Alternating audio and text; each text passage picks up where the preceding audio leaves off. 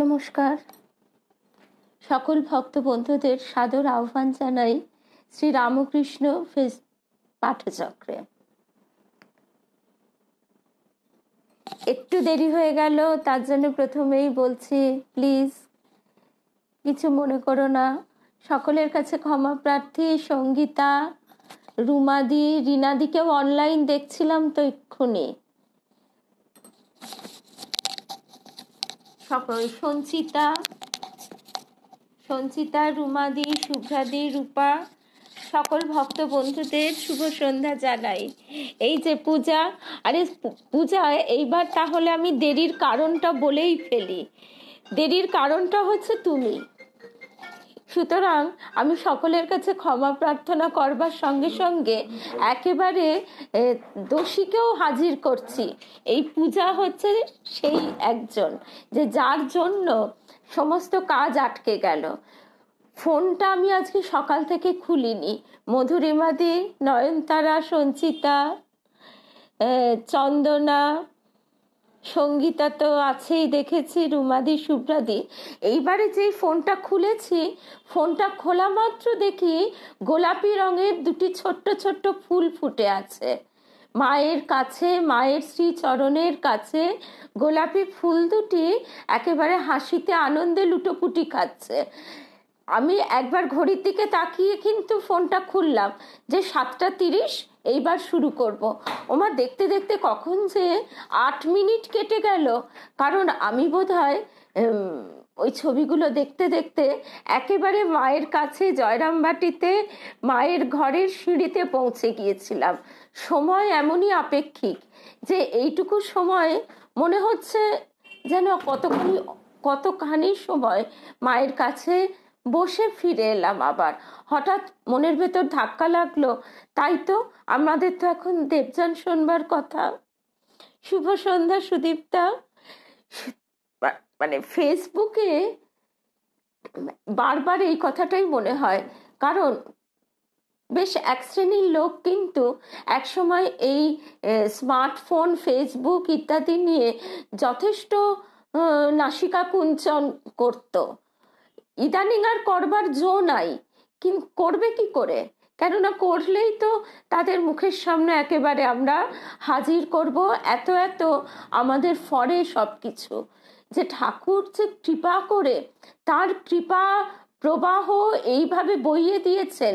আমাদের গুরুদেব একটা কথা বলতেন, শ্রী রামকৃষ্ণ নামের জোয়ারের জল এসে গেছে, এবার তোমার ঘরে কোথা দিয়ে সে জল ঢুকবে সে কিন্তু তুমি জানো না, তাই দরজা জানলা খুলে বসে থাকো।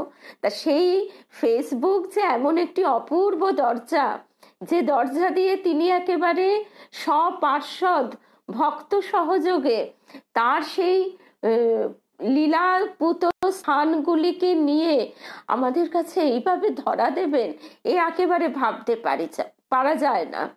মন যে রয় মনে মনে হেরে মাধুরী। সত্যি তাই। আমি অবাক হয়ে, মানে আমি আবারও বলছি যে আমি ঠিক 7:30 লাইভ অন করতে গিয়েও আমি দেখছি যে আজকে তো আমার প্রোফাইল থেকে খোলা মাত্র বললাম তো দুটো ফুল গোলাপি রঙের একেবারে লুটোপুটি খাচ্ছে মায়ের মন্দিরে, মায়ের বারান্দায়, মায়ের বাড়িতে, কুলুঙ্গির পাশে, সিঁড়িতে। আর মানে দেবী মায়ের একটা দর্শন কথা মনে পড়ে গেল। মা চলেছেন এক পথ ধরে, যেতে যেতে হঠাৎ শুনতে পাচ্ছেন মা মা ধ্বনি। তারপর তিনি দেখছেন যে সেই পথের দুধারে অজস্র পদ্মফুল ফুটে আছে। সেই পদ্মফুলের ভিতর থেকে মা মা ধ্বনি মানে উত্থিত হচ্ছে। আর সেই পদ্মফুলের পাপড়িগুলো খুলছে আবার বন্ধ হচ্ছে। আর পদ্মফুলগুলো অদ্ভুত সুন্দর। তার প্রত্যেকটা পাপড়িতে সোনালি রং, লাল রং, গোলাপি রং, হলুদ রং খেলা করছে। আর সেই মা মা ধ্বনিতে আকৃষ্ট হয়ে বহু বহু পদ্ম ফুটে উঠছে। তখন মা ভাবছেন যে এই মা মা ধ্বনি কি পদ্ম ফুলের ভিতর থেকে আসছে? এ তো ঠাকুরের কণ্ঠস্বর। ঠাকুর কি সকল ভক্তের হৃদয় পদ্ম এইভাবে ফুটিয়ে তুলছেন। এই কথা মায়ের স্বপ্ন দর্শনের ছোট্ট একটা অংশ। তো আজকে সত্যি কথা, মানে যত এগুলো দেখি, তার যে এই যে তার কি অপূর্ব গোপন লীলা। তিনি পাশের ঘরে আছেন, তিনি তো বলেইছেন এ ঘর হইতে আর অন্য কোথাও যায়নি, অর্থাৎ সেই অন্তরালে থেকে তিনি সেই আগেরই মতো আমাদের সকলকে তার দিকে আকর্ষণ করছেন। শ্রীম বলছেন যে এক সময় দেখবে যে তিনি তোমাকে সমস্ত দিক থেকে তোমাকে তার ভিতরে আকর্ষণ করে নিচ্ছেন। তো সেই জন্যই দেরিটা হয়ে গেল পূজা আর দিশাকে দেখতে দেখতে। পূজা, তার নামটি সত্যি সার্থক হোক, মায়ের শ্রীচরণে, ঠাকুরের শ্রীচরণে পূজার পুষ্পরূপে ফুটে উঠুক। আর দিশা, তার নামটিও সার্থক। তার যে একমুখী লক্ষ্য, তার এই যে দিশা, লক্ষ্য স্থির থাকুক, সে এগিয়ে চলুক শ্রীচরণ প্রান্তে। শ্রীচরণে দিশা, পূজা, আমরা প্রত্যেকে যেন সেই একেবারে ফুলের মতো ফুটে উঠতে পারি। আমাদের গুরুদেব প্রাণ ভরে আশীর্বাদ করতেন যে বাইরের পুষ্প পত্র পুষ্প অনেক তো পুজো হলো, এবার হৃদ পদ্মকে প্রস্ফুটিত করো। তা আজকে এবার আমরা আমাদের প্রসঙ্গ শুরু করব। ভারতীদি, মৃদুলা, যশোমতী, সকল ভক্ত বন্ধুদের অনেক অনেক ভালোবাসা, প্রীতি, শুভেচ্ছা। আর মনটা তো একেবারে খুশিতে আমারই উপচে পড়ছে। এইভাবেই তার আনন্দ প্রাণ থেকে প্রাণে স্ফুরিত হয়। এই যে দিশা পূজার আনন্দ, সেই আনন্দ আজকে এই ফেসবুকের মধ্যে দিয়ে কিভাবে আমাদের সকলকে আকর্ষণ করছে। এই আনন্দ স্রোত তাঁরই দান, আনন্দ স্বরূপ তিনি। সংযুক্তা, মহুয়া, আমরা এই তো 7:45, কারণটা তো বললামই। কারণটা হচ্ছে ওই বামাল ধারা পড়ে গেছে পূজা আর দিশা। তারা মায়ের কাছে একা একা আদর খাবে, একা একা আনন্দ করবে, তা তো হতে পারে না। তাদের সেই প্রসাদ পেয়ে আমরাও একেবারে বিগলিত। আর ঠিক 7:30 ফোনটি খোলা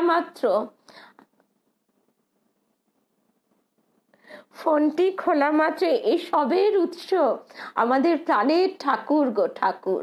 ঠাকুর যে কত রকম ভাবে ওই বিশ্বজোড়া ফাঁদ পেতেছেন তার কোনো ঠিক নেই। শুধু তার হাতের যন্ত্রটুকু তিনি করে নিন, আর কিচ্ছু চাই না।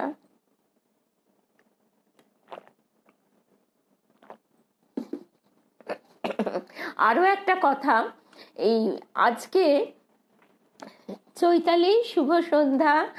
আজকে এই 7:15 নাগাদ আমার পুরো সব মেসেজগুলো দেখা হয়নি। সাহানা, আমাদের ভক্ত বন্ধু, সেও লিখছে যে দিদি তোমার কালকের গুরুদেবের কথা শুনতে শুনতে এত ভালো লেগেছে। আজকেও কিন্তু আমরা কালকের সূত্র ধরে গুরুদেবের কথা আরেকটুখানি শুনবো। গুরুদেবের কথা মানেই ঠাকুরের কথা। তিনি গুরু, গুরু শক্তি মানেই তো শ্রী রামকৃষ্ণ শক্তি। কালকে যেমন সঞ্চিতা বলল যে গুরুর মধ্যে আমি মাকে দেখেছি, মায়ের স্পর্শ পেয়েছি, তাই তো গুরু তো মা। এবং মা যেমন একটি শিশু যখন পৃথিবীতে আসে, সে কোথায় এসে পড়লো কিচ্ছু জানে না, সে বাঁচবে কি মরবে তারও ঠিক নেই, তার আহার, তার কোল, কিচ্ছু আশ্রয়, সে একেবারে নিরাশ্রয়ের মতো সে ঝুপ করে এসে পড়েছে। কিন্তু ঈশ্বর মাতৃরূপের মধ্যে দিয়ে, মায়ের মধ্যে দিয়ে সব ব্যবস্থা করে রেখেছেন। তো সুতরাং মা তো বটেই, গুরু তো মাই, মাই তো গুরু। তা আজকে আমরা গতকাল যে প্রসঙ্গটি মন থেকে শুনতে গিয়ে একটু এলোমেলো হয়ে গিয়েছিল, সেই প্রসঙ্গ দিয়েই শুরু করব। মা আমাদের শ্রী শ্রী মা বারবার বলেছেন যে কিনা অন্তত শেষ সময়ে দেহ যাওয়ার পূর্ব মুহূর্তে তার ভক্তদের দেখা দেবেন, যে ঠাকুরকে ধরে থাকবে। ঠাকুর মা দুজনেই কথাটা বারবার বলেছেন যে অন্তত শেষ সময়ে, দেহ যাওয়ার পূর্ব মুহূর্তেও তিনি দেখা দেবেন, তার ভক্তদের তিনি দেখা দেবেন, হাত ধরে নিয়ে যাবেন। ঠাকুর মা বলছেন যে ঠাকুর বলতেন যারা আমাকে ডাকবে তাদের জন্য আমাকে অন্তিমে দাঁড়াতেই হবে, অন্তিমে দাঁড়াতেই হবে। এটি তার নিজের মুখের কথা। আমরা আমাদের স্বভাব কিরকম, আমরা যেরকম আমরা জগৎকে ঠিক সেরকমই দেখি। আমাদের তো মুখের কথার ওপর কোনো আঁট নেই, সত্যের ওপর আঁট নেই। আমরা হাজারটা কথা বলি বেকার, অর্থহীন কথার কথা। সেই জন্য আমাদেরও সেই বিশ্বাসটি আসে না। আমি গুরুদেবের কাছে একটা প্রসঙ্গ নিয়ে বারবার ঘ্যান ঘ্যান করে বলেছিলাম। গুরুদেব আমাকে বলেছিলেন, বারবার কেন এক কথা বলছিস, ভদ্রলোকের এক কথা। তার মানে কি, তিনি যখন বলেছেন হ্যাঁ তো হ্যাঁই, তো সুতরাং আমাদের ভয়ের কোনো কারণই নেই। তার মুখের কথা কি ব্যর্থ হতে পারে? এবার আমরা শুভদানন্দজি মহারাজের যে ঘটনাটি কালকে শুনতে গিয়েও, আচ্ছা নিশ্চয়ই মধুমিতা, কালকে দেখা হবে, কালকে অবশ্যই দেখা হবে গো। আমরা চেষ্টা করব তাড়াতাড়ি পৌঁছতে। আর তারপর যে কথা শুনছিলাম, শুভদানন্দজি কুসুম নামে রাঁচির একটি মেয়েকে দীক্ষা দিয়েছিলেন। সে ছিল ভক্তিমতী ও সেবাপরায়ণা। অকস্মাৎ কোনো এক অসুখে তার মৃত্যু হয়। তখন গুরু দেহে আছেন, স্বামী শুভদানন্দজি কিন্তু তখন দেহে আছেন। তো কুসুম নামের মেয়েটির দেহ চলে যায়। তা স্বামী শুভদানন্দজি পরবর্তী সময়ে বলছেন, কাশিতে যাই, সেখানে আমার বড্ড অসুখ হয়, আমাশয়, হাতে পায়ে বেদনা, বেদনায় যন্ত্রণায় অস্থির হয়ে পড়ে আছি। তখন কুসুমের কথা মনে পড়ল। সে তো আমার একটু অসুখ হলেই ছুটে আসতো, কত সেবা করত। এই ভাবতে ভাবতে বলে ফেললুম, কুসুম এখন তুমি কোথায়? এই যে এত ভুগছি, কে দেখে? এই বলতে বলতে একটু তন্দ্রার মতো এসেছে। দেখছি একটি 8-9 বছরের মেয়ে এসে হাজির। তুমি কে? জিজ্ঞাসা করায় বললে, আমি কুসুম। কেন এসেছ? জিজ্ঞাসা করায় বললে, আপনি ডেকেছেন তাই এসেছি। কোথায় ছিলে, কি করছিলে? জিজ্ঞাসা করলাম। তখন সে বললে, কেন? শ্রী শ্রী ঠাকুরের সেবা করতে বলেছেন, তারই সেবা করছিলাম এবং তার কাছেই ছিলাম। আমায় হাওয়া করতে করতে যখন সে তাকিয়ে আছে, তখন তাকে বললুম, কুসুম। কুসুম এমনি করে হাত নেড়ে চেড়ে হাওয়া করতে লাগলো। বেশ হাওয়া হতে লাগলো। কিন্তু তখন আমি আবার তাকে জিজ্ঞাসা করলুম, কুসুম তুমি যখন মারা যাও তখন কি হয়েছিল বলো দিকিনি? কে তোমার হাত ধরে নিয়ে এসেছিল? এ কথার উত্তরে কুসুম বললে, স্বামী শুভদানন্দজি মহারাজ, খোকা মহারাজ কে তার বয়ানে আমরা এই কথাগুলি শুনছি। কুসুমকে তিনি জিজ্ঞাসা করছেন, তুমি যখন মারা যাও তখন কি হয়েছিল বলো দিকিনি? কে তোমার হাত ধরে নিয়ে এসেছিল? তখন কুসুম বলছে, কোন জন্মের কথা জিজ্ঞাসা করছি?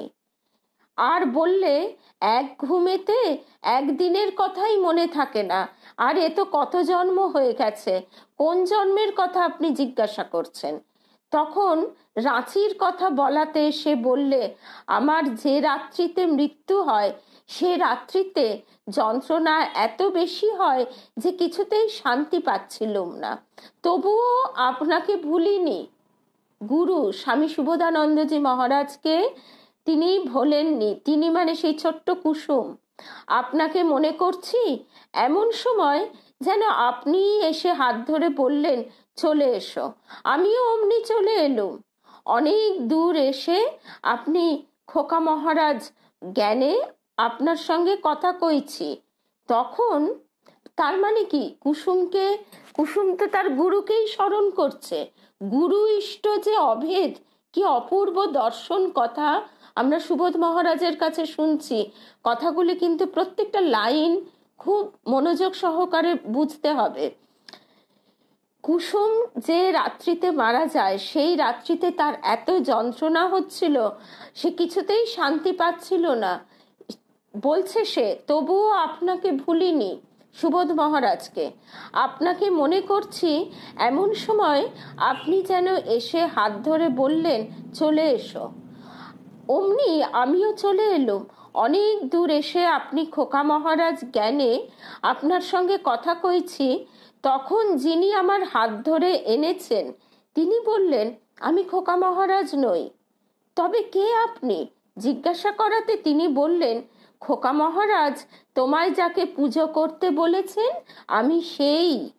তবে আপনাকে খোকা মহারাজের মতো দেখায় কেন? সেই প্রশ্নের উত্তরে তিনি বললেন, তুমি নইলে আমায় চিনতে পারবে কেন? তুমি নইলে আমায় চিনতে পারবে কেন?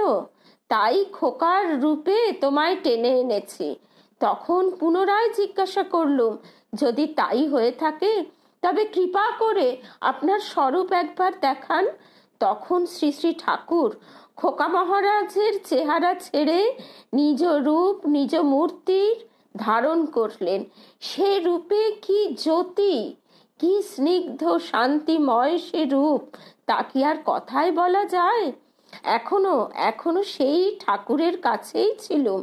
আপনি বারবার ডাকছেন, তাই বলে এলুম যে তিনি ডাকছেন, একটু শুনে আসি। তখন কুসুমকে বললুম, আচ্ছা বেশ, তবে যাও যেখানে ছিলে। অমনি সে মেয়েটি চলে গেল। তো এই যে স্বামী সুবোধানন্দজি মহারাজের কথাটি আমরা শুনলাম, এর থেকে তো আর আর তো কোনো কিছু জানবার দরকার হয় না যে গুরু ইষ্ট অভেদ। এবং আজকে আরো একটি ঘটনার কথা বলবো।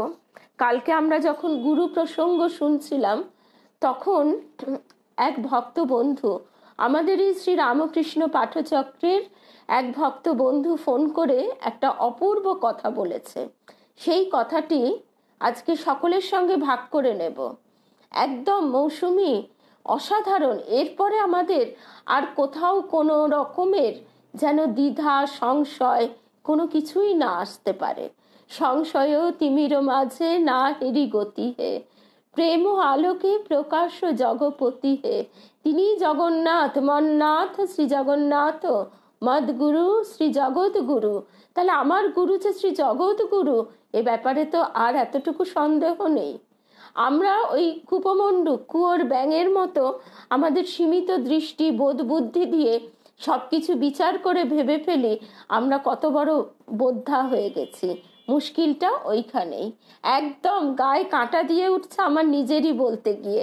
জয় রামকৃষ্ণ, গুরু কৃপা হি কেবলম। এরপরে আমাদের ভক্ত বন্ধুর গল্পটা শুনে নাও। আমিও আর একবার বলবো, মানে আমারও আরো একবার শোনা হবে, কারণ এই অনুধ্যান আমাদের প্রত্যেকের তিনি করিয়ে নিচ্ছেন। তার কথা, তার বার্তা, তার মেসেজ তিনি এইভাবে আমাদের অন্তরে উদ্দীপনার ভিতরে ঢুকিয়ে দিচ্ছেন। এবার সে তার নামটি উল্লেখ করতে বারণ করেছে। সে দেখছে যে তার নিমন্ত্রণ একটি বাড়িতে, তা সেই বাড়িতে তার বহুদিন পরে নিমন্ত্রণ পেয়েছে। আমরা অনেক সময় হয় না যে অনেকদিন আমরা বেশ কোথাও নেমন্তন্ন খেতে যাইনি মনে হয়, তারও ঠিক সেই কথাই মনে হচ্ছে যে অনেকদিন কোথাও নেমন্তন্ন পাইনি, খুব আনন্দ। তা সেই নিমন্ত্রণে তাই জন্য তার বেশ প্রচুর গয়নাগাটি পরে সে সেজেছে যাবে বলে, সেজে গুজে সে গেছে। এবারে গিয়ে সে দেখছে যে বাড়িতে সে নিমন্ত্রিত হয়ে এসেছে সেখানে বলছে সব তোমরা, এরকম সব অল্প পরিচিত সব। তোমাদের সঙ্গে তো দেখো খুব যে আমার ছোটবেলা থেকে পরিচয় তা তো নয়, ফেসবুকেই পরিচয়, এই রকম সব অল্প পরিচিত মানুষজন। কিন্তু যাই হোক, আমার খুব আনন্দ হচ্ছে, খুব আনন্দ করছি। আমরা আনন্দ করতে করতে হুঁশ নেই যে অনেক রাত হয়ে গেছে। তারপর হঠাৎ দেখছি যে সবাই বেশ চলে যাচ্ছে, তাদের যাওয়ার ব্যবস্থা আছে, কারোর গাড়ি আছে, কেউ কাছাকাছি থাকে, এরকম ভাবে চলে যাচ্ছে। এক দম্পতি তারা আমাকে বলছে, আচ্ছা তুমি কি করে ফিরবে, তুমি তো একা, তুমি কি করে ফিরবে? ওই দম্পতি বাইকে এসেছে, তারা বারবার জিজ্ঞেস করছে তুমি কি করে ফিরবে। তখন আমি ভয় পাচ্ছি, চিন্তা করছি, করতে করতেই হঠাৎ দেখছি আমার দুই দাদার পরে আমি একমাত্র বোন। হঠাৎ আমার দুই দাদা এসে হাজির। তারা যে কোথা থেকে কিভাবে এলো তা আমি ঠিক বুঝলাম না। তখন আমি তাদের বললাম যে তোমরা তাহলে এগো, আমার দাদা এসে গেছে, দুই দাদাই এসে গেছে, আমি ওদের সঙ্গে ফিরবো। এবার ফেরার পথে আমার বড়দাদা খুব রাগ করছে যে এত গয়না পরে আসার কারণ কি, এই অন্ধকার রাত্রিতে এই রাস্তা দিয়ে যাচ্ছিস, এই সব সাজগোজ কেন। সেই কথা শুনে আমি এক এক করে গয়নাগুলো খুলে আমার ব্যাগে ঢোকাতে শুরু করলাম। ঢোকাতে ঢোকাতে চলেছি, আর তারপরে আমার মানে শাড়ির ব্লাউজের ভেতরে কানের দুলগুলো খুলে রাখতে গিয়ে একটা দুল হাত থেকে পড়ে গেল। তখন অস্বস্তি বোধ হচ্ছে। আমার ছোড়দা আমার পিঠোপিঠি বলে সে খালি সামাল দিচ্ছে, বলছে যাকগে দাদা আর বকিস না, যা হয়েছে চল।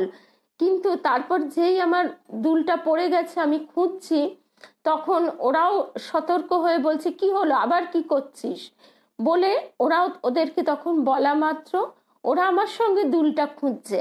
আর খুঁজতে খুঁজতে একটা একটা দুল আমায় দেখাচ্ছে। আমি বলছি না না এটা না, আমার তো সোনার দুল। বলতে বলতে হঠাৎ সেই অন্ধকারে একটা ছোট্ট দোকান, এই হাঁড়ি কলসি লোহা ইত্যাদির দোকান, খুব একটা ম্রিয়মাণ। সেই দোকানে একজন উজ্জ্বল দোকানদার বসে আছেন। তার মুখটা কিন্তু দেখতে পাচ্ছি না, কিন্তু তার সাদা ধুতি পরা, পাঞ্জাবি পরা, আর এত উজ্জ্বল সেই ধুতি পাঞ্জাবি, তিনি হঠাৎ হাত বাড়িয়ে আমাকে দিলেন, দেখো তো যা খুঁজছিলে এইটা কিনা। সেটা দেখে আমি চমকে উঠলাম, সেটা হচ্ছে গোপালের ছোট্ট ছোট্ট দুটি চরণ। তখন আমি ভুলেই গেলাম যে আমি কি খুঁজছিলাম। তখন আমি সেই মুহূর্তে হতচকিত হয়ে তার কণ্ঠ শুনছি, তিনি আমার হাত সামনে ধরে আমাকে সেই চরণ দুটি দিচ্ছেন, যে দেখো তো যা হারিয়ে ফেলেছিলে এইটি এইটি তো তুমি খুঁজছিলে। তখন আমি তাড়াতাড়ি সেই দুটি হাতে নিই এবং আমার ঘুমটা ভেঙে যায়।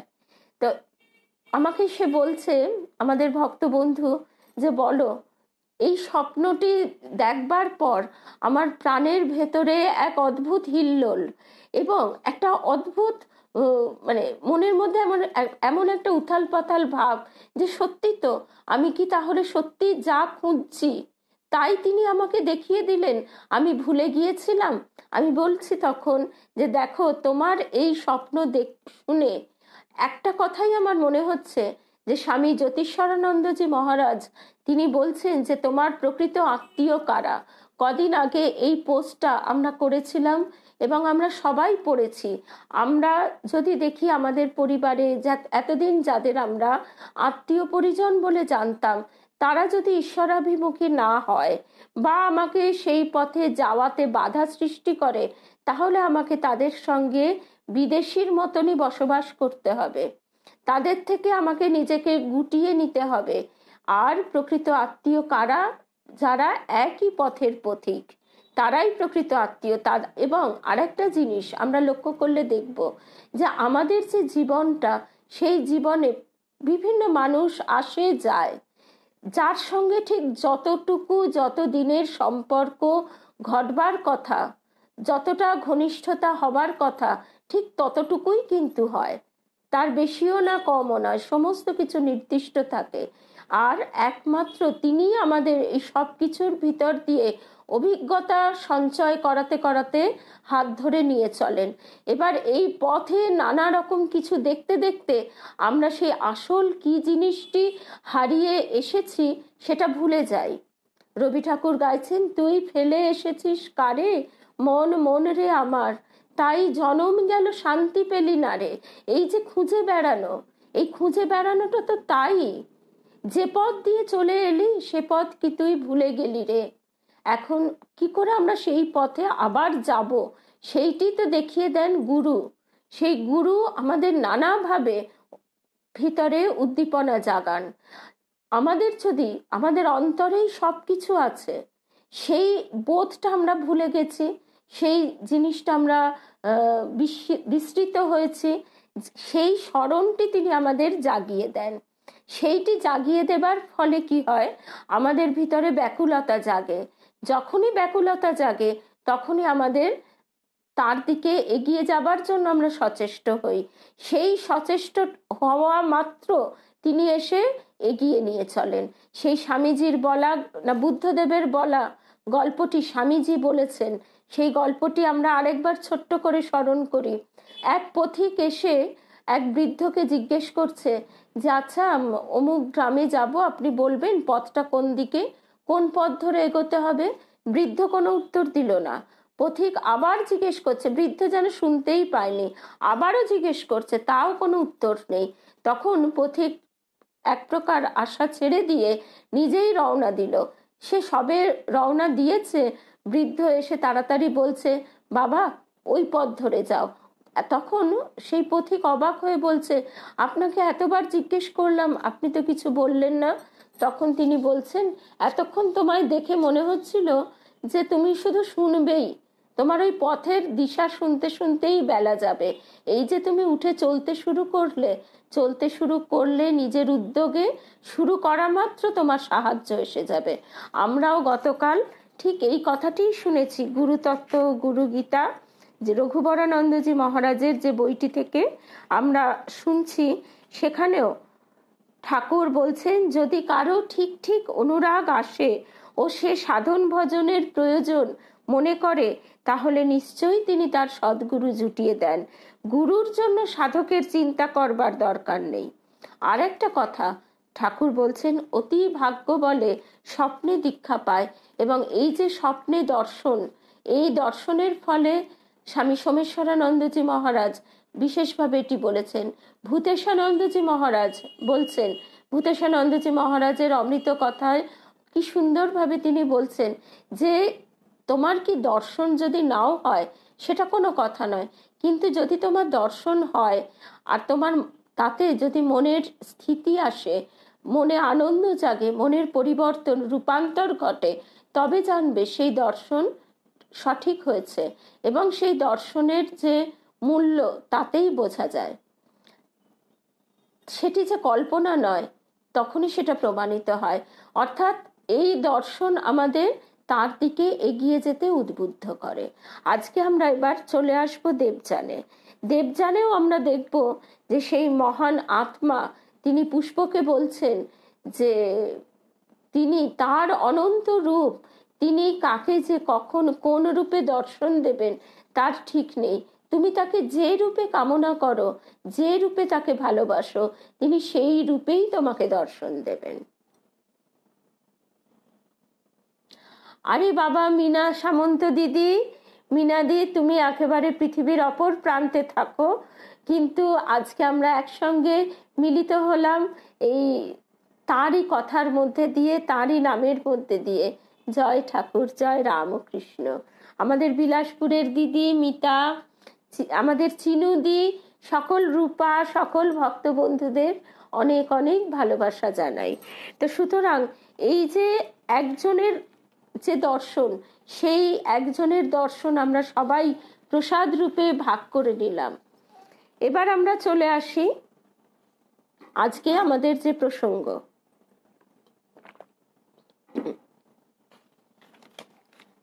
যতীন মুগ্ধ হয়ে সেই দেবতার কথা শুনছিল।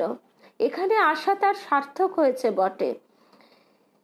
সেই দেবতা বলে চলেছেন, একটা কথা মনে রেখো, জোর করে মানুষের ওপর কোনো সত্য, কোনো বাণী চাপানো যায় না।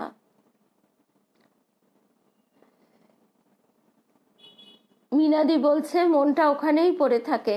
এইটি তো তার আর এক অদ্ভুত কৃপা, যে তিনি কিভাবে আকর্ষণ করে তার দিকে মনটা টেনে রেখেছেন। আর পূর্বজন্মের পুণ্যকর্মের ফল, জন্ম জন্মান্তরের পুণ্যকর্মের ফল তো বটেই, কিন্তু তবুও আমার মনে হয় যে আমাদের পুণ্যকর্ম আর কতটুকু, তার কৃপা তার থেকে অনেক অনেক বেশি। তার কৃপার বলেই আজকে আমরা স্বচ্ছন্দভাবে এগোতে পারছি।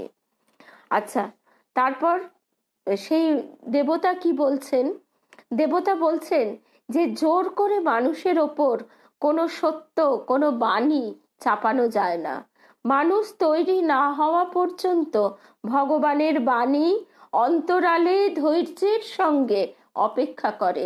ঠাকুর পূর্ণ ব্রহ্ম নারায়ণ যখন এলেন তখন আর আজকে কত তফাৎ। কালকে হঠাৎ একটা আর্টিকেল পড়তে গিয়ে চমকে উঠেছি। 1829 সালে সতীদাহ আইনটি রাজা রামমোহন রায় পাস করালেন। তার মানে এখনো 200 বছরও হয়নি। সেই 200 বছরে নারী জাগরণ কতখানি হয়েছে সেটা ভাবলেই তো আমরা স্তম্ভিত হয়ে যাই। এর মধ্যে এখন অনেকেই হয়তো দেখবেন যে নারী জাগরণের সঙ্গে সঙ্গে নারীর চালচলনেও এমন কিছু মানে ব্যাপার এসেছে যেগুলি কাম্য নয়। তো আমাদের দেবীমা বলতেন যে দেখো শরবত আছে, গ্লাসে ঢাললে ফুস করে উঠে এতটা উপচে পড়ে, তাই এও খানিকটা মন্থন কালে সেরকম হয়। এখন মন্থন হচ্ছে। শুভ এবং অশুভের যে দ্বন্দ্ব, এই দ্বন্দ্বের ফলে যে মন্থন হচ্ছে তাতে এই কিছুটা মানে কিছুটা এরকম ফেনার মতো উদ্গত হচ্ছে, সেটা হবে। কিন্তু তারপর যেটা থাকবে সেই মূল জিনিসটি হচ্ছে আসল জিনিস। এবং সত্য যুগ যে শুরু হয়ে গেছে এবং কলি যুগ শেষ হচ্ছে, এই দুই যুগের যে একটা ট্রানজিশন, এই সময়টা যুগ সন্ধিক্ষণ, এই সময়টিতে আমরা অবস্থান করছি। আজকে আমাদের মনে হয় যে আমরা বুঝি এই কিছুদিন আগেও গত জন্মেই হয়তো আমরা ঠাকুরকে দর্শন করেছি, তার শ্রীচরণ একেবারে স্থূলভাবে স্পর্শ করেছি, এতটুকু দূরত্বে আজকে আমরা দাঁড়িয়ে আছি। তো এখানে আমরা দেখছি যে তাই তিনি বলছেন যে জোর করে কিছু চাপিয়ে দেওয়া যায় না। তাই বারবার এই কথাটা আমরা শুনি, ক্ষেত্র প্রস্তুত। রামপ্রসাদ সেই কবে গাইছেন, যেমন মানব জমিন রইল পতিত, আবাদ করলে ফলতো সোনা। তো সেই ক্ষেত্র প্রস্তুত না হওয়া পর্যন্ত তিনি ধৈর্য ধরে অন্তরালে অপেক্ষা করেন। বুদ্ধিহীন বা স্থূল বুদ্ধি, ভোগাসক্ত মন হঠাৎ ভগবানকে গ্রহণ করতে পারে না। পারলেই যে মুক্তি, যে ভগবানকে ভালোবাসে সে ভগবানের সমান হয়ে যায়, তা এত সহজে হবে কোথা থেকে? কাজেই মহাযুগ মন্বন্তর চলে যায় স্বাভাবিক নিয়মে মানুষের মুক্তি পেতে। সারচিষ মন্বন্তরে যারা মানুষ হয়ে জন্মেছিল পৃথিবীতে সর্বপ্রথম, এইবার তারা মানব আবর্ত কাটিয়ে দেবযান পথে মহরলোকে যেতে শুরু করেছে। ওদের এতদিন পরে পৃথিবীতে গতাগতি শেষ হলো। এর চেয়ে আগেও হয়? তুমি বুঝলে না? এ তো হলো স্বাভাবিক নিয়মে লক্ষ বৎসর পরে। এক জন্মেই মুক্তি হয় যদি সত্যের জন্য তীব্র আকাঙ্ক্ষা জাগে, ভগবত প্রেমে বহ্নি শিখা জ্বলে ওঠে মনে। এদের জন্য ভগবান কত সাহায্যের ব্যবস্থা করেছেন তা যদি জানতে। যে সত্যকে জানতে চায় ভগবান তাকে জানবার সব রকম সুযোগ দেন। চলো তোমাদের একটা জিনিস দেখিয়ে আনি। কদিন থেকে আমি দেখছি তোমাদের পৃথিবীতে এই বলে যতীন ও পুষ্পকে নিয়ে সেই উচ্চ লোকের পুরুষটি চক্ষের নিমেষে পৃথিবীতে নেমে এলেন। সুন্দর জ্যোৎস্না রাত্রি পৃথিবীতে, ভারতবর্ষে। যে নদী তীরে এসে ওরা দাঁড়ালো সে নদীটি খরস্রোতা। তীরে শস্য ক্ষেতের মধ্যে এক জায়গায় বড় একটা গাছ। পুষ্প ও যতীন নদীটি চিনতে পারলে না। বৃক্ষের তলে একটি তরুণ যুবক ধ্যানমগ্ন। যুবকের রং টকটকে গৌর, মুখের চেহারা লালিত্যপূর্ণ, বেশ বড় বড় চোখ, কিন্তু এই অল্প বয়সেই সে দাড়ি রেখেছে, রেশমের মতো নরম চকচকে দাড়ি। যতীনের মনে হলো, আহা, যীশু খ্রিস্টের ছবির মতো মুখখানা ওর। পুষ্প জিজ্ঞাসা করলে, এ কি নদী দেব? এ রাভি নদী। এটি ভারতবর্ষের পাঞ্জাব প্রদেশ। ছেলেটির বাড়ি ওই জনপদে। সবাই ঘুমুলে গভীর রাত্রে নদী তীরে বৃক্ষতলে ও রোজ একা এসে ভগবানের চিন্তা করে, গান করে আপন মনে, ওই দেখো ওর মা খাবার দিয়ে যায় এই সময়। বলতে বলতেই একটি মেয়েটি প্রৌঢ়া বটে কিন্তু সুন্দরী, দূরের গ্রাম থেকে একটা পাত্রে খাবার নিয়ে এসে ছেলেটির সামনে রাখলে। জিজ্ঞাসা করলে, কিরে বেটা, বাড়ি যাবি? ছেলেটি বললে, তুমি যাও মা, আমি 1 ঘন্টা পরে যাব। ঠান্ডা লাগাস নে বাছা। ওর মার সন্দেহ ছেলেকে নিয়ে। ছেলের দিকে 2-3 বার চেয়ে চেয়ে যে পথে এসেছিল সেই পথে চলে গেল। এবং এর অতি অল্পক্ষণ পরে যতীন ও পুষ্পের চোখে পড়ল এক অপূর্ব দৃশ্য। আকাশপথ আলো হয়ে উঠল ক্ষণকালের জন্য, এবং সেই আলোর রেখা ধরে এক দিব্য জ্যোতির্ময় পুরুষ নেমে এসে ওই ধ্যানরত যুবকের পাশে দাঁড়ালেন। আগন্তুক দেবতার রূপে ও দেহ জ্যোতিতে স্থানটি যেন আলো হয়ে উঠল, যদিও যুবকটি তার কিছুই বুঝতে পারলে না। ঠিক এই রকমই আমরা যখন আকুল হয়ে ঠাকুরকে মাকে ডাকি, তখন তারা আসেন। এই যে ছায়া ও কায়া সমান, মা বলছেন সত্যি তার আবির্ভাব ঘটে, কিন্তু আমাদের যে স্থূল দৃষ্টি, স্থূল শ্রবণ, স্থূল তনু, তাতে আমরা অনুভব করতে পারি না। আমাদের এই অনুভূতির যন্ত্রটি যত সূক্ষ্ম হবে তত আমরা সহজে অনুভব করতে পারবো তার অবস্থান। আমাদের গুরুদেব হাসতে হাসতে বলছেন, ওরে এই চোখে কি দেখা যায়, এর জন্য চাই প্রেমের চক্ষু। তো আমাদের তার কাছে প্রার্থনা, তুমি আমাদেরকে কৃপা করে সেই প্রেমের চক্ষু উন্মিলিত করে দাও। পুষ্প ও যতীন সবিস্ময়ে বলছে, উনি কে? তখন সেই দেবতা বলছেন, উনি সত্য লোকের প্রাণী। পৃথিবীতে ওরা তো দূরের কথা, আমাদেরই আসতে কষ্ট হয়, অথচ দেখো ওই সত্যপ্রিয় ভগবত ভক্ত যুবকটি প্রেরণা দিতে তিনি নিজে এসেছেন। যেখানে ভগবানের নামগান হয়, যেখানে ভগবানের নামগান হয় সেখানে ভগবান স্বয়ং আসেন, এ তোমরা অবিশ্বাস করো না। যেখানে ভগবানের নামগান হয় সেখানে ভগবান স্বয়ং আসেন, এ তোমরা অবিশ্বাস করো না। আবারও দেবী মায়ের একটা কথা, দেবী মা আমাদের বলতেন যে গুরুদেব যখন তোমাদের নিয়ে এখানে হরিনাম সংকীর্তন করেন, ঠাকুরের নাম করেন, তখন ঠাকুর এসে এখানে দাঁড়িয়ে তোমাদের আজ আশীর্বাদ করেছেন। এই কথাটা শুনে পুলকিত হয়েছি, আনন্দিত হয়েছি, অবিশ্বাস করিনি। কিন্তু ওই যে যাকে মা বলছেন বিশ্বাস হলো তো হয়েই গেল, সেই বিশ্বাস কিন্তু হয়নি। মনে হয়েছে মা তো একটু হয়তো অতিরঞ্জিত করে একটু কল্পনার রঙে আমাদেরকে বলছেন, কিন্তু না, এই জন্যেই সেই দেবতা বলছেন, এ তোমরা অবিশ্বাস করো না। যেখানে ভগবানের নামগান হয় সেখানে ভগবান স্বয়ং আসেন। ঠাকুর এই কথা বারবার বলেছেন, ভক্ত ভগবান ভাগবত। ঠাকুর বলেছেন যে, মাও বলেছেন যে জয়রামবাটি, কামারপুকুর, কোয়ালপাড়া এ হচ্ছে শিব ক্ষেত্র, এবং 3টি আলোক রশ্মি, আলোক বিন্দু, 3টি স্পট, সেই আলোক রশ্মি দ্বারা একটি ত্রিভুজাকৃতি ক্ষেত্র। তো এই শিব ক্ষেত্রে তিনি যে আমাদের আনন্দকে উৎসারিত করছেন, সে তার কৃপা ব্যতীত সম্ভব কি হতো? কখনোই হতো না। তারপরে ওরা 3জনেই দূর থেকে সত্য লোকের সেই মহাপুরুষকে প্রণাম করলে। তিনি ওদের দিকে চেয়ে সদয় হাস্য করলেন ও 2টি আঙুল উপর দিকে তোলার ভঙ্গিতে আশীর্বাদ করলেন। পুষ্পের চোখে জল এলো। কি অপূর্ব সুন্দর রূপ দেবতার! পরক্ষণেই তিনি অন্তর্হিত হয়ে গেলেন। পুষ্পদের সঙ্গী পুরুষটি বললেন, দেখলে, নীল নদের তীরে বহু হাজার বৎসর পূর্বে যাপিত আমার একটি গোপন রাত্রির কথা আজও আমার মনে হয়। একা ছিলাম সে রাত্রে। বসন্তকাল ছিল, পুষ্পিত হয়েছিল নদীতলের ঔষধি ও বনতরুরাজি।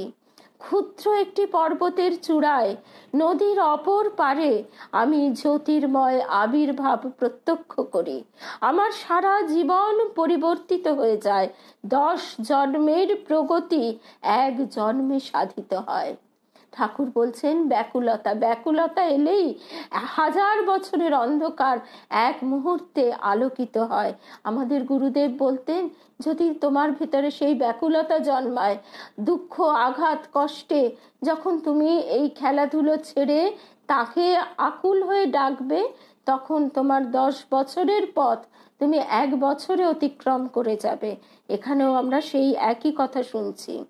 ভগবানের কৃপা হলে কি হয় আর কি না হয়, অঘটন ঘটন পটীয়সী তিনি, কিন্তু তার জন্য ক্ষেত্র তৈরি হওয়া দরকার। পরকে ভালোবাসো, জীবকে সেবা করো, আসক্তি ত্যাগ করো, ভগবানে মন দাও। মনের কুয়াশা না কাটলে সত্যের আলোকপাত কি করে হয়? তখন পুষ্প বলছে, আপনারা দয়া করুন দেব, পৃথিবীর জীবকে, তাহলেই হবে।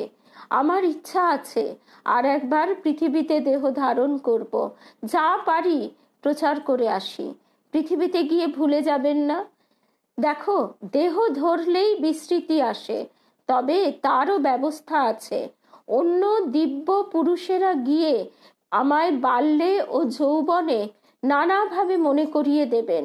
ওরা দেখা দিতে পারেন আমায় স্বপ্নে কিংবা রাত্রিকালে, নয়তো ঘটনার এমন যোগাযোগ ঘটাবেন যে আমার আত্মা ক্রমশ জেগে উঠে বুঝতে পারবে পৃথিবীতে সে কেন এসেছে। যত আমরা পৃথিবীর বন্ধনে, যত আমরা এই বন্ধনে জড়িয়ে থাকব, তত তো আমরা বুঝবো না আমাদের স্বরূপটা কি।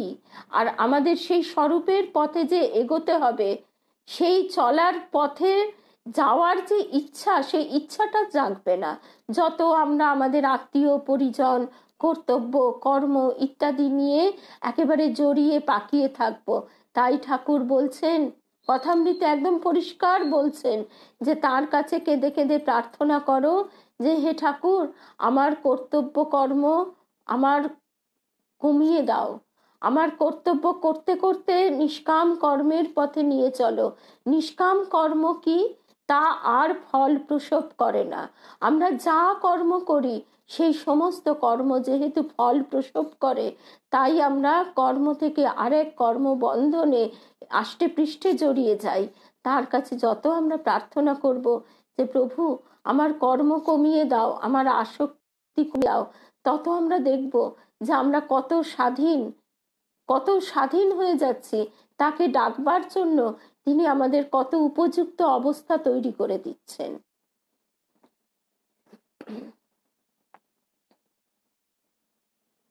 এই তো সঙ্গীতাও যে কথাটি বলছে, যে সঙ্গীতা আমাদের উলবেড়িয়া বীরশিবপুরে বড় হয়েছে, ওখানেই থাকে। আমাদের গুরুদেবকে, দেবী মাকে সচক্ষে বোধহয় দেখেওছো তুমি, তাদের কথা শুনেছো, এটাই বড় কথা। তো এই কথাটি আমরাও শুনতাম, কিন্তু সেই শোনা আর আজকের শোনাতে আকাশ পাতাল তফাৎ। ওই যে আমরা শুনলাম যে যতক্ষণ অবধি না ক্ষেত্র প্রস্তুত হয়, মানুষের প্রাণে সেই আকুলতা জন্মায়, ততক্ষণ ধৈর্যের সঙ্গে অন্তরালে তিনি অপেক্ষা করে থাকেন। যেমন দেবীমা বলতেন, যদি তোমার তৃষ্ণা পায়, তুমি একজন তৃষ্ণার্তকে যদি 1 গ্লাস ঠান্ডা জল দাও, তো সে কি আরাম পাবে। সে সেই জলটা খেয়ে বলবে, আহ কি আরাম, সারা শরীর প্রাণ মন জুড়িয়ে গেল। কিন্তু যার জল তেষ্টা পায়নি, এটা আমাদের বাড়িতে সাধারণত হয়ে থাকে, আমরা ছেলে পুলেকে বলি না এই জল খা, জল খা, জল তেষ্টা পায়নি, তাও আমরা বলি না জল তেষ্টা না পেলেও জল খেতে হয়, এই সারাদিনে 4-7-8 গ্লাস জল খেতে হয়, এগুলো আমরা বলে থাকি। তার মোটেও ভালো লাগে না, কিন্তু সে খায়, কথা শুনে কখনো খায় না। সেই রকম তাকেও আমরা ওই রকম আমাদেরও সবসময় কি আর ভালোবেসে ডাকি, সেই আকুলতা নিয়ে ডাকি? ওই গুরু দত্ত জপ করতে হবে একটা নিয়ম, সেটা যেন করে যাচ্ছি। তবু সেই করার তো একটা সুফল আছে। আর যখন সেই তৃষ্ণার্ত হৃদয়ে, তৃষ্ণার্ত প্রাণে যদি সেই এক গণ্ডু ঠান্ডা শীতল জলও পান করা যায়, তার যে আরাম, সেই আরামটা তো অন্যরকম। সেই আরামটি হচ্ছে এই দেবীমা যে কথাটি বলতেন, সেই আরামটি পেতে গেলে তার কৃপা চাই। সেই কৃপাটি তিনি অনেক সময় প্রতিকূল কৃপার মধ্যে দিয়ে আমাদের নিয়ে যেতে যেতে করেন। তখন আমরা দেখতে পাই যে সংসার তপ্ত চাটুর ন্যায়, সংসার তখন আমাদের নানাভাবে জ্বালা পোড়া দিতে থাকে। সেই জ্বালা পোড়া দিতে দিতেই মিনাদি যে কথাটা বলছে, সেই ব্যাকুলতা জাগে। সেই ব্যাকুলতা কি, যে আমার এখানে শান্তি নেই।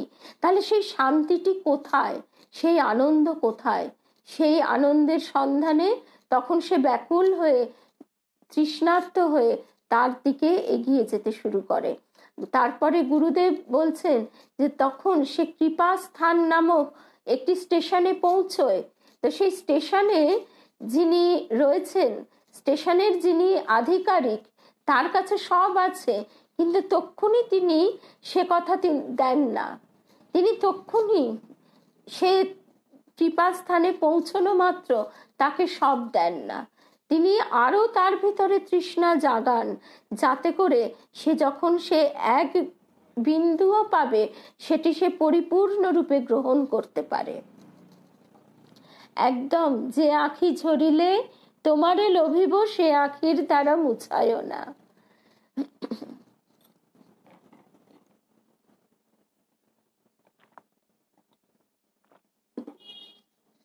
পূজা একদমই তাই। এই অনুকূল কৃপা, প্রতিকূল কৃপা, এটা আমাদের এক জীবনে, প্রত্যেকের জীবনে অনুভূত। এবং এই কথাগুলি আমরা কিন্তু সমস্ত জেনেছি পরম পূজনীয় নিশীথ মহারাজজির নিবন্ধ থেকে। অনুকূল কৃপা, প্রতিকূল কৃপা আমরা বারবার শুনেছি যে ভক্তের শুধু একটা গরু ছিল, নারায়ণ গিয়ে সেই গরুটাও মরে যাক, সেই আশীর্বাদ করলেন।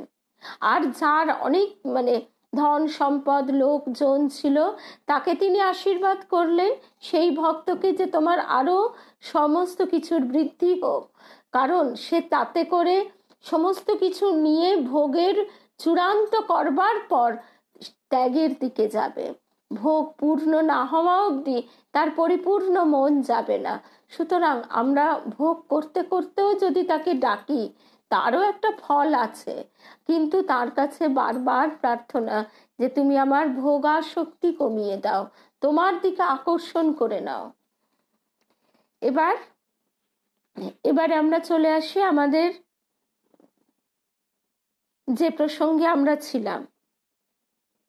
আর আজকে খুব ভালো লাগলো, সঙ্গে আমাদের ছোট্টবেলার সঙ্গী প্রীতি মুনিয়াকে পেলাম। ও আমাদের গুরুদেবের কাছে, ও আর আমি দুজনে সিঁড়িতে চুপ গায়ে গা ঠেকিয়ে বসে থাকতাম, কারণ সেখানে দেখতাম গুরুদেবের কাছে যাওয়ার জন্য সবাই অস্থির। গুরুদেবের কণ্ঠে একটি মালা দেওয়া হবে, সেদিন মালা পরানোর দিন, সে গুরু পূর্ণিমা, সামনেই গুরু পূর্ণিমা এসে যাচ্ছে। সে গুরু পূর্ণিমার দিন কি গুরুদেবের জন্মদিন, এরম বিশেষ কোনো দিনে কি ঠাকুরের জন্মতিথি, তো গুরুদেবের কণ্ঠে আমরা যে মালাটি দেব, সবাই ব্যতিব্যস্ত। তা ও আর আমি পাশাপাশি বসে থাকতাম আর বলতাম, আমি তোমার যাত্রী দলের রব পিছে, স্থান দিও হে আমায় তুমি সবারও নিচে। তা তিনি কৃপা করে, তিনি যদি কৃপা করেন তাহলে আর কোনো কিছুই চাই না। আমরা ব্যস্ত হই, ব্যাকুল হই না, এইটাই হচ্ছে কথা। আমরা ব্যস্ত হয়ে সবকিছু মনে করে আমরা সবকিছু করে ফেলবো, এইটুকু সময়ের মধ্যে করে ফেলবো। অনন্ত সময়, অনন্ত পথ চলা। আর দেবী মা বারবার বলতেন এই পথ চলাতেই আনন্দ, তার সঙ্গে পথ চলার যে আনন্দ, সেই আনন্দ অনেক অনেক ভালোবাসা ইরামণি, অনেক ভালোবাসা। তো সেই সকলের পিছনে আমরা থাকি, তাতে ক্ষতি নেই, কিন্তু তোমার সঙ্গে সেই শুভ দৃষ্টি যখন হবে, তখন যেন মাঝে আর কেউ না থাকে। আহা, জয়শ্রী জয়শ্রী, জয়শ্রীর বাড়ির ছবি দেখে তো আমরা এমনি সেই সুগন্ধ অন্তরে অনুভব করি।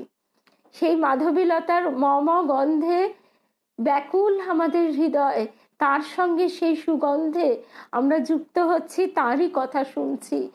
এই যে অপূর্ব ভাব, সেই ভাবগুলো তো তিনিই দিচ্ছেন।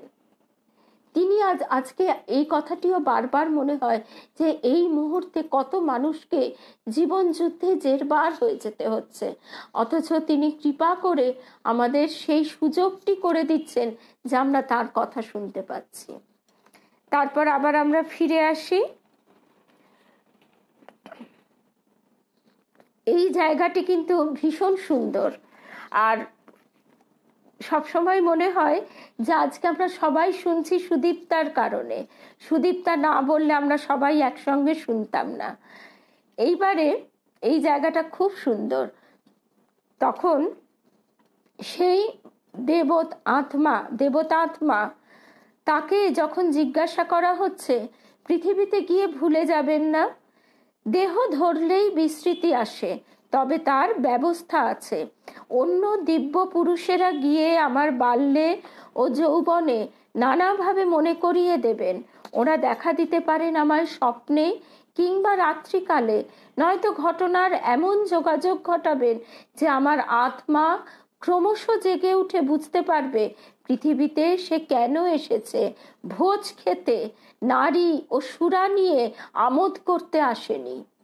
ভগবানের বিশ্বে এসবের ব্যবস্থা আছে। যে ভালো কাজ করতে চায় তাকে সাহায্য দেওয়া হয়। তিনি যে বিরাট মহাশক্তি, সেই শক্তিকে তুষ্ট করতে পারলে জীব পলকে প্রলয় করতে পারে, অসাধ্য সাধন করতে পারে। মহাশক্তির সদয় সাহায্য সে পায়, কিন্তু এ রহস্য কে বোঝে? পৃথিবীর সবাই অর্থ নিয়ে ব্যস্ত, ভোগ নিয়ে ব্যস্ত, সর্বত্র অনুপ্রবিষ্ট এই করুণাময়ী মহাশক্তির রহস্যভেদ করতে ব্যস্ত কজন? পুষ্প বললে, প্রভু প্রভু, আপনি বলেছিলেন আপনার গ্রামে একটি মেয়ে ভগবানের দেখা পায়, সে কি রকম? তখন যে ঘটনাটি আমরা শুনবো আজকে আমাদের শেষ প্রসঙ্গ। সে উচ্চ অবস্থার মেয়ে, তার শেষ জন্ম হয় পৃথিবীতে 700 বছর পূর্বে। মানব আবর্ত কাটিয়েছে। স্বামী ভাবে ভগবানকে চিন্তা করে, ভগবানের দেখা পায় সেইভাবে। আমি জানি ভগবানের এসব মায়িক রূপ, তার রূপের কি কোনো সীমা আছে? ভগবানকে যে আন্তরিকভাবে ডাকে, তিনি তার কাছে যাবেনই। তিনি তো হাত বাড়িয়ে আছেন, কিন্তু তাকে ডাকে কজন? যে রূপে চায় তিনি সে রূপেই যাবেন। এ একটা অমোঘ নিয়ম। যেমন চুম্বকের কাছে লোহা ছুটে যাবেই, তেমনি ভগবান যাবেনই ভক্তরূপ চুম্বকের কাছে, তাকে টেনে নেবে আকর্ষণ করে। সকল কথা বিশ্বাস করানো কঠিন। এ সকল কথা তোমরা মানতে চাও না, কিন্তু জেনো ভগবান লোহা, ভক্ত চুম্বক। এ ওকে টানছে, ও একে টানছে। পৃথিবীর লোক এ কথা বিশ্বাস না করলেও এ সত্য বিশ্বাস করলে মানুষ আর মানুষ থাকে না, ভগবান হয়ে যায়। এরপর ওরা মহর্লোকের সেই গ্রামটিতে ফিরে এলো। তারপর তিনি ওদের সঙ্গে নিয়ে বিভিন্ন আবাস বাটি দেখালেন জনপদের। পাহাড়ের গায়ে স্তরে স্তরে নানা রঙের ফুল, কোনো স্থানে অপার্থিব পশুর মূর্তি স্ফটিকে তৈরি, কোথাও বড় বড় বৃক্ষ শ্রেণী, কোথাও সরোবর। দূরে দূরে এই সব বনবীথি ও উদ্যানের মধ্যে মধ্যে অতি সুন্দর সুন্দর প্রাসাদ ও অট্টালিকা। শুভ্র স্ফটিক প্রস্তর ছাড়া অন্য কোনো উপাদান এই প্রাসাদ নির্মাণে ব্যবহৃত হয়নি। গাছে গাছে কুসুমিত লতা পাতার আকারে মালার মতো জড়িয়ে আছে। আরতির পঞ্চপ্রদীপের শিখার মতো কোনো কোনো রক্তবর্ণ পুষ্প ঊর্ধ্বমুখী হয়ে ফুটে আছে জনপদের কিছু দূরে নিভৃত অরণ্য, শিলা বাঁধানো পথের দুপাশে। অথচ সেসব অরণ্যে জুঁই, গোলাপ, কাঞ্চন ফুলের মতো দেখতে আলোর ক্ষুদ্র ক্ষুদ্র মণ্ডলীর আকারের সুগন্ধি বনকুসুম অজস্র ফুটে আছে। পাহাড়ের কোলে গুহা ও প্রস্তর নির্মিত মন্দির যেন বহু কালের বলে মনে হয়। দেবীমার দর্শন থেকে আমরা এরপরে একদিন এই প্রসঙ্গটি শুনব। দেবীমা বলছেন, তোমাদের আমি বর্ণনা করতে পারি না, তার কারণ হচ্ছে পৃথিবীর এমন কোনো সুন্দর জিনিস নেই যার সঙ্গে তুলনা দেওয়া চলে। আর একটা কি আশ্চর্য জানো, দেবীমা বলতেন যে আমাদের এখানে গাছ থেকে ফুল বা ফল তুলে নিলে সে জায়গাটা ফাঁকা হয়ে যায়, কিন্তু ওখানে যদি তুমি পুষ্প একটি চয়ন করো, সেখানে সঙ্গে সঙ্গে আরেকটি পুষ্প প্রস্ফুটিত হয়ে ওঠে। অর্থাৎ সেখানে কোনো বিকার নেই। সেই মহর লোক, জনলোক, তপলোক, সে হচ্ছে উচ্চ আধ্যাত্মিক এক একটি স্তর। সেই স্তরের অনুভব, উপলব্ধি, দর্শন, সেসব কথা দেবীমা বলতেন। কিন্তু বলতেন যে আমি যতটা বলতে চাই ততটা তোমাদের বলতে পারি না, কারণ সে বর্ণনা করবার ভাষা এবং সামর্থ্য আমার নেই। এবং আরো বলতেন যে সেই সমস্ত লতা পাতা ফুল, সে সমস্ত এই পৃথিবীর কোনো জিনিস দিয়ে তৈরি নয়, সে যেন আলোকে তৈরি। সেই আলোক খুব মৃদু কিন্তু উজ্জ্বল, তার কোনো তেজ নেই, তাপ নেই, এতই সুন্দর মনোহর। তো ওদের সঙ্গী বললেন, ওইসব গুহাতে মহর লোকের প্রাচীন সাধুরা ভগবানের চিন্তাতে নিমগ্ন থাকতেন। এখন বহুদূর পথে অনেক ঊর্ধ্ব লোকে তারা চলে গিয়েছেন। পৃথিবীর হিসাবে হাজার হাজার বছর আগেকার কথা। এখন ওগুলি তীর্থস্থান হিসেবে বিদ্যমান আছে। তবে ওই বনস্থলী, নিভৃত গিরিগুহা ও মন্দিরগুলিতে বসলেই আত্মা স্বভাবত অন্তর্মুখী ও আবৃত চক্ষু হয়ে নিজের হৃদয় কন্দরের অন্ধকার গহনে ডুব দিয়ে নিজের স্বরূপ বুঝতে উন্মুখ হয়ে ওঠে। আহা শ্রাবণী, শ্রাবণী, এ ঠাকুরের যন্ত্র স্বরূপ গো। ঠাকুরের যন্ত্র স্বরূপ তিনি ব্যবহার করছেন। শ্রীমা বলছেন যে ঠাকুর বলেন যে তার জগতে কি আর ইঞ্জিনিয়ারের অভাব, যে একজন ইঞ্জিনিয়ার যদি চলে যায় আরেকজন ইঞ্জিনিয়ার আসবে। তো সেই রকম তিনি কৃপা করে তার যন্ত্র স্বরূপ এই মুখ দিয়ে তার কথা উচ্চারণ করাচ্ছেন। আমরা সবাই শুনছি এবং আমাদের অন্তরের যে মালিন্য দূরীভূত হচ্ছে। এখন ওইগুলি তীর্থস্থান হিসেবে বিদ্যমান আছে। যতীন একথা শুনে বললে, আপনাদেরও কি ধ্যান ধারণা সাধনার প্রয়োজন হয়? আমরা তো অনেক নিম্নলোকের জীব। সেই দেবতাত্মা বলছেন, সত্যলোকের ঊর্ধ্ব স্তরের দিব্য মহা জ্যোতির্ময় ব্রহ্মস্বরূপ জীবেরাও ধ্যান ও সাধনা দ্বারা আত্মশক্তি উদ্বুদ্ধ করেন, ভগবানের সঙ্গে নিজেদের যোগাযোগ সাধিত করেন। আমরা ধ্যান ধারণা দ্বারা জন, তপ ও সত্যলোকের অধিবাসীদের সঙ্গে আদান প্রদান চালাই, তাদের অদৃশ্য সাহায্য প্রার্থনা করি। তারা কি আপনাদের কাছেও অদৃশ্য? হ্যাঁ, সম্পূর্ণ। বিনা ধ্যান ধারণায় তাদের মতো উচ্চ জীবদের সঙ্গে আমাদের যোগাযোগ সম্ভব নয়। আমাদের চোখে তারা সম্পূর্ণ অদৃশ্য। তাদেরও ঊর্ধ্বে লোক আছে, আছে, অনেক আছে। সত্য লোকেরই ঊর্ধ্বতন স্তরের জীবেরা ওই লোকের নিম্ন স্তরের জীবদের নিকট অদৃশ্য। তারা তার ঊর্ধ্বে ব্রহ্মলোক, তার ঊর্ধ্বে সর্বলোকাতীত পরব্রহ্মলোক বা গোলক, তারও ঊর্ধ্বে নির্গুণ ব্রহ্মলোক। কিন্তু সেখানকার খবর কেউ দিতে পারে না, কেউ জানে না। এসব লোকের তত্ত্ব অত্যন্ত গুহ্য। সাধারণ জীবেরা এর খবর রাখে না। আর কি জানো, তাদের কোনো আবশ্যকও নেই এসবে। তবে আমারও এইসব লোক সম্বন্ধে তেমন প্রত্যক্ষ অভিজ্ঞতা নেই। ঊর্ধ্বলোকের কোনো কোনো দেবতা দয়া করে দেখা দিয়ে যেমন বলেছেন তেমনই জানি। তা এরা গ্রামনগর বেঁধে বাস করেন কেন? আমরা বহু যুগ পূর্বের আত্মা, আমাদের সমসাময়িক আত্মা এ লোকে আর নেই। আমরা পরস্পরের সাহায্যে পরস্পরে উন্নতি লাভ করছি। এই কথাটি কিন্তু ভারী সুন্দর। আমরা পরস্পরের সাহায্যে পরস্পরে উন্নতি লাভ করছি, তাই তো ঠাকুর কৃপা করে আমাদের মিলিয়ে দিয়েছেন।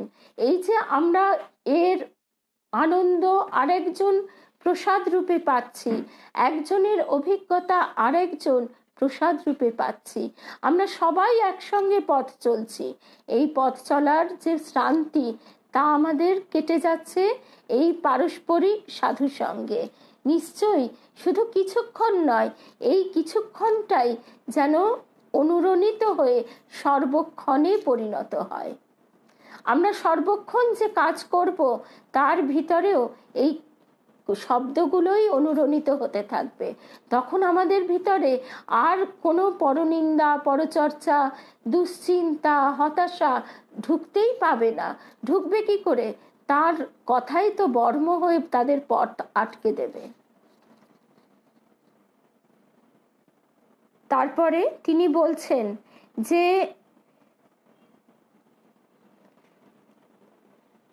নিজেদের মনের সাহায্যে এই জনপদ নির্মাণ করে এখানে একত্রে সকলে বাস করে, ভগবানের উপাসনা ধ্যান ধারণা করে, সাধ্যমতো পৃথিবীতে বা অন্য গ্রহে গিয়ে স্থূল জগতের জীবদের উপকার করবার চেষ্টা করে। পৃথিবীতে যেমন গ্রাম, জনপদ, সূক্ষ্ম জগতের এইসব জনপদ বনবিথি উদ্যানেরই প্রতিচ্ছায়া মাত্র সেসব। শুধু তাদের বিকার আছে, এদের বিকার নেই। পুষ্প তখন বললে, ভগবানকে স্বামী রূপে পেয়েছে, সেই মেয়েটিকে একবার দেখাবেন না? ওর ভাগ্য অদ্ভুত তো। দেবতা হেসে বললেন, ওসব হলো নারীর সাধনা, প্রেম ভক্তির সাধনা। ভগবানের মায়িক রূপে দেখা পায়। তুমিও দেখা পেতে পারো কন্যা, যদি তোমার প্রেম জন্মে থাকে তার প্রতি। ভগবান কল্পতরু স্বরূপ, যথার্থ পিপাসু ও আকুল ব্যক্তিকে নিরাশ করেন না। তবে আমি ওগুলোকে পুতুল খেলা বলে বিবেচনা করি। ও নারীর ধর্ম, পুরুষের নয়। অর্থাৎ তিনি যেহেতু জ্ঞান পথের সাধক, সেই হেতু কাণ্ডারি একমাত্র শ্রী রামকৃষ্ণ, একমাত্র হালের কাছে মাঝি আছে, করবে তরি পার। আর আমরা সবাই তার পিছু পিছু চলেছি। তিনি ওই যে আনন্দে হাত তুলে নাচতে নাচতে চলেছেন, আর আমরা সবাই নাচতে নাচতে রামকৃষ্ণ বলো, নেচে নেচে চলো, সেই তার নাম করতে করতে তার পিছু পিছু চলেছি গো। আর সেই জন্যে তো ক্লান্তি নেই, সেই জন্য কষ্টও নেই। তো তারপরে যে কথা শুনছিলাম, যে সেই মহান আত্মা আছেন পুরুষ হবে জ্ঞানী, বীর, ত্যাগী। পুষ্প তখন বলছেন, কিন্তু মনে রাখবেন, ভারতের সর্বশ্রেষ্ঠ যুগাবতার শ্রীকৃষ্ণ এই প্রেম ও ভক্তির সাধনা শিখিয়েছেন। তখন তিনি হেসে বলছেন, জ্ঞানেরও কর্মেরও তাতে এই তিনেরই অপূর্ব সমন্বয়। যে যে ভাব নেবে সে সেই ভাবেই সিদ্ধ হবে। শ্রীকৃষ্ণকে আপনি যাই বলুন দেব, তিনি প্রেমের দেবতা, প্রেমময়, ভাবময়, সৌন্দর্যময়, এই তার আসল রূপ। তখন সেই জ্ঞানী আত্মা বলছে, তুমি নারী, তোমার পক্ষে এই ভাবই স্বাভাবিক বটে। তবে জেনে রেখো, জগতের বহু গ্রহে বহু জীব কুল বাস করে।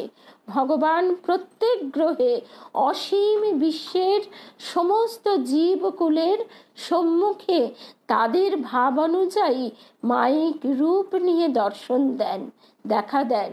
তিনি অসীম, অনন্ত রূপী, তার কোনো শেষ নেই। কত লক্ষ শ্রীকৃষ্ণ আছেন, এ কথা মনে রেখো। ঠাকুর কথামৃতে বলছেন ছোট্ট একটা লাইন, দেখবে থলো থলো কৃষ্ণ ফলে আছে। তাতে কি সসীম মানুষ তার কোটি কোটি মাইক রূপ ধারণা করতে পারবে না, একটি মাত্র সুন্দর রূপের ধ্যানে সিদ্ধি লাভ করুক, তাহলেই তাকে পাবে। ঠাকুর বলতেন না যে গঙ্গা স্পর্শ করা মানে কি সেই গোমুখ থেকে সমুদ্র অবধি ছুঁতে ছুঁতে যাওয়া, না তুমি গিয়ে ঘাটে গিয়ে একটু আঁচলা ভরে গঙ্গা নিলে, তা গঙ্গার জল মাথায় দিলে তাতেই গঙ্গা স্পর্শ করা হলো। তেমনি এই অনন্তকে আমরা ধারণা করতে পারি না। সেই অনন্ত রূপী সচ্চিদানন্দ সাগরের যে অপূর্ব রূপ শ্রী রামকৃষ্ণ, শ্রী শ্রী মা শারদা, আমাদের শ্রী গুরুদেব, সেই রূপেই আমাদের মন প্রাণ সার্থক হয়ে যাক। তো সুতরাং আমরা দেখছি যে তিনি বলছেন আবারও যে ভক্তির পথ সহজ পথ, জ্ঞানের পথ বীরের পথ, পুরুষের পথ, সে কথা তো তোমাকে আগেই বলেছি। তবে কি ভগবানকে পাবে এ পথেও ও পথেও। তখন পুষ্প বলছে সেই সহজ সুন্দর পথের সহজ সুন্দর দেবতা শ্রীকৃষ্ণ যদি আমার মনের গোপন মন্দিরে বিরাজ করেন, তবে আমার জন্ম মরণ ধন্য হবে দেব। জীবনের এপারে বা ওপারে আর কিছুই চাই না। আমরাও তাই, আমরাও আর কিছুই চাই না, যে আমাদের মনের একেবারে অন্তরে গোপন বিজন ঘরে সেই প্রিয়তম তিনি ঘুমিয়ে আছেন। আমাদের প্রার্থনা, প্রিয়তম হে জাগো জাগো জাগো। রবি ঠাকুর তার গানে বলছেন প্রিয়তম হে জাগো জাগো জাগো। আর ঠাকুর কুণ্ডলিনী জাগিয়ে দিয়ে গাইতেন জাগো মা কুণ্ডলিনী। তো তার কাছে আমাদের সুতরাং আবদার, প্রার্থনা নয়, একেবারে জোর, যে তুমি আমাদের সেই প্রেমের দৃষ্টি দাও, প্রেমের চক্ষু উন্মিলিত করে দাও, যাতে আমরা দু চোখ ভরে তোমায় দেখতে পাই। তাহলে আজকে আমরা এখানেই শেষ করি। অনেক অনেক ভালোবাসা। সুদীপ্তার জন্যেই আমরা সবাই মিলে এত সুন্দর কথা শুনতে পাচ্ছি। মৌসুমী, যে সত্যি আর কিছু না, আমি জানি তুমি আমারই দেবতা, তাই হৃদয় ধরি হে। তুমি অরূপ স্বরূপ সগুণ নির্গুণ দয়াল ভয়াল হরি হে। কিন্তু আমি তো জানি তুমি আমার, এটাই সবচেয়ে বড় কথা। তাহলে আজকে শেষ করি। জয় রামকৃষ্ণ। সঞ্চিতা, সুদীপ্তা, শ্রাবণী, সুতপা, রিনাদি, জয় রামকৃষ্ণ, জয় রামকৃষ্ণ। নিবেদিতা, সকল ভক্ত বন্ধুদের, রুমাদি, মৌসুমী, মহুয়া, ভারতীদি। আগামীকাল চেষ্টা করব আমরা সকালবেলা একটু গুরু কথা শুনতে, গুরু প্রসঙ্গ, কারণ আগামী সোমবার গুরু পূর্ণিমা। সেই আনন্দে আমরা আশা করছি সকালবেলা একটু সময় বের করে নিতে পারবো। সকালবেলা 10টা থেকে একটু গুরুদেবের কথা, শ্রী গুরুর কথা শুনে তারপর আমরা প্রস্তুত হব আবার বলরাম মন্দিরে আমাদের যে কজন আমরা যেতে পারি আমরা সেখানে যাব। জয় রামকৃষ্ণ।